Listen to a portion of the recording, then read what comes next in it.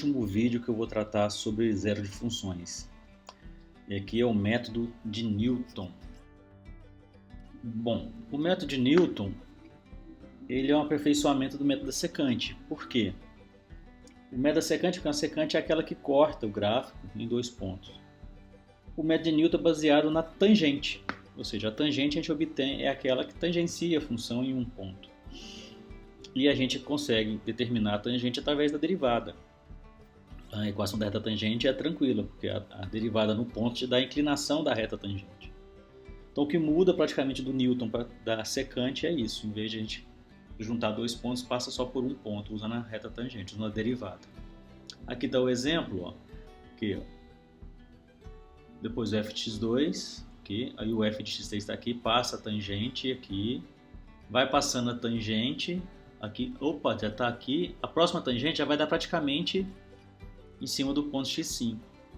Então a forma de calcular é muito semelhante da secante, só que em vez de ser o m dentro daquela fórmula lá, né, do ioiô michôchô, é a derivada na função no ponto. Okay? Então faz o y igual a zero, você isola em função de x, agora você tem o próximo x em função do anterior por essa fórmula aqui. Então você precisa do valor da função no ponto e da derivada da função no ponto. E a gente faz isso aqui interações e determina o valor então aproximado da raiz.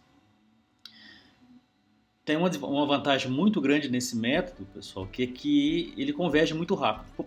Quando converge. Porque o problema também a gente não consegue determinar se ele converge, tá? Porque não tem um teorema que garante. E mais ainda, você depende da derivada da função.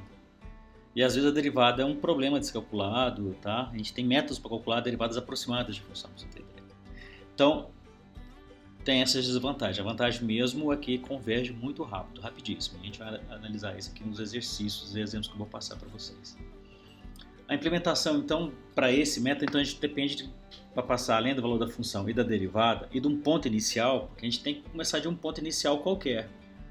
E depois a função vai se aproximando.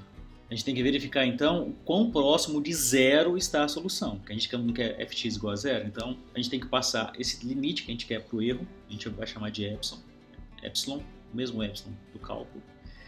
E como a gente pode ter problema de não convergir, a gente tem que colocar um limite de máxima interação, senão o programa vai entrar em loop, dependendo do tipo de função, e vai travar seu computador. Então a gente já coloca isso no código, né? O máximo de interações que vai fazer rodar o programa. E o epsilon? O que é o epsilon, então? O tamanho que você quer do zero, tão próximo que você quer do zero. Aqui, então, está o código. É muito parecido com o código da secção, só que agora não tem mais que calcular ponto, o mn. Já que eu já passo a derivada, basta substituir o valor da função, o valor do ponto na derivada, da função derivada. Então a gente começa com xn igual a x0, o início, né? E vou fazendo n, eu vou fazer esse for aqui, essa interação, até o máximo de interação estipulada pelo usuário. Tá, lembrando, aqui já começa do zero, tá vendo? Então n igual a 0, 1, 2, até o máximo de interação. Ou seja, se eu colocar lá n igual a 25, ele vai fazer 25, mas começando do zero. Então começa do zero e termina no 24. Aí verifica se f de n é menor que epsilon em valor absoluto. Você vai definir um erro aqui de 0,000001, por exemplo. Vai fazendo. Aí, se sim, vai imprimir solução encontrada e vai retornar xn.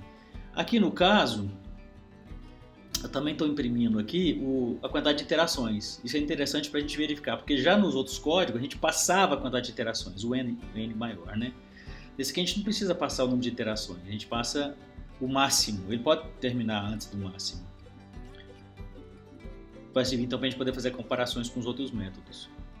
Tá? Aí o que é o df de xn? Então, a derivada em xn vai ser então a função derivada calculada em xn. Começa com x0 e vai sendo incrementada. Né? Se a derivada der zero, derivada zero, nenhuma solução encontrada.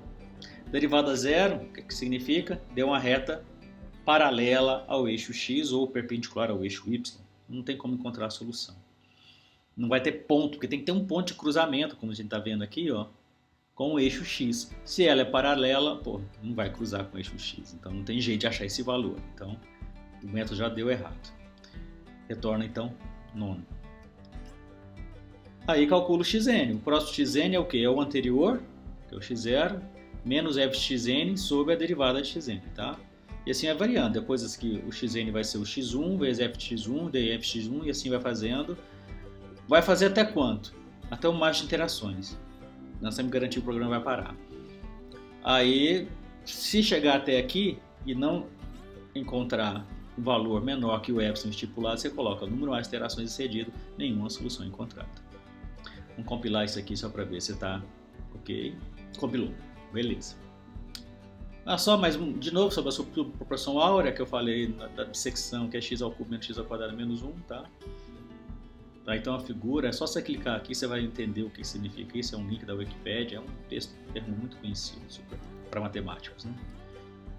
Vamos calcular então P como sendo x ao cubo menos x ao quadrado menos 1, em notação lambda. A derivada de P, então, a derivada de x ao cubo é 3x ao quadrado menos 2x, a derivada de 1 é 0. Então a gente vai calcular, olha só, a aproximação pelo método de Newton, eu chamei de Newton lá, usando P, D de P, 1, vamos considerar o valor inicial, vamos chutar como sendo 1. Bom, a gente sabe que está entre 1 e 2 pela bissecção, então para mim não é um chute ruim, tá? E aqui vamos fazer com o erro de 10 elevado a menos 10, né? 10 casas depois da vírgula. Eu vou fazer um número mais de interações de 10 interações, e vou mandar imprimir a aproximação só, então, porque eu mandei salvar o que o programa libera, o que ele retorna, mandei chamar nessa variável aprox. Vamos compilar? É muito rápido. Em 6 iterações ele achou um epsilon com um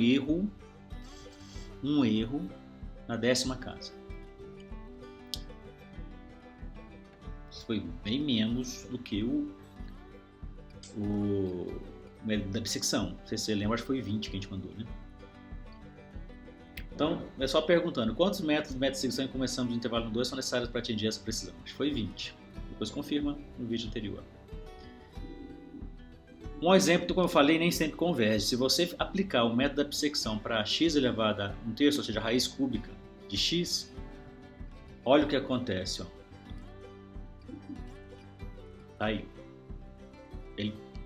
Eu passei isso aqui com 100 interações. 100 interações. Ele não achou. Não tem esse problema, então. Lembrando, a derivada de x ao raiz cúbica de x, né? É só descer, fica 1/3 menos 1 dá menos 2/3.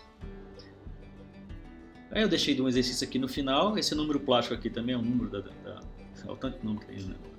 da razão áurea, que é a raiz desse polinômio.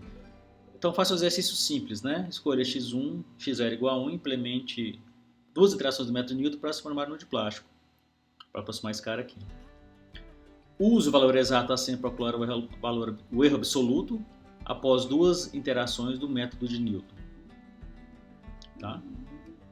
Vai sair. Aí você vai começando com quantas interações do método de bissecção são necessárias para atingir a mesma precisão. Só para a gente fazer uma comparação. Um exercício para usar os códigos. Tá? Acabou agora então a parte de zero de funções. Eu já vou passar rapidamente para sistemas, né? Resolver sistemas lineares. É muito rápido porque a gente vai usar as bibliotecas do Python. E depois eu vou explicar como funciona a minha avaliação, pessoal. Por hoje é só.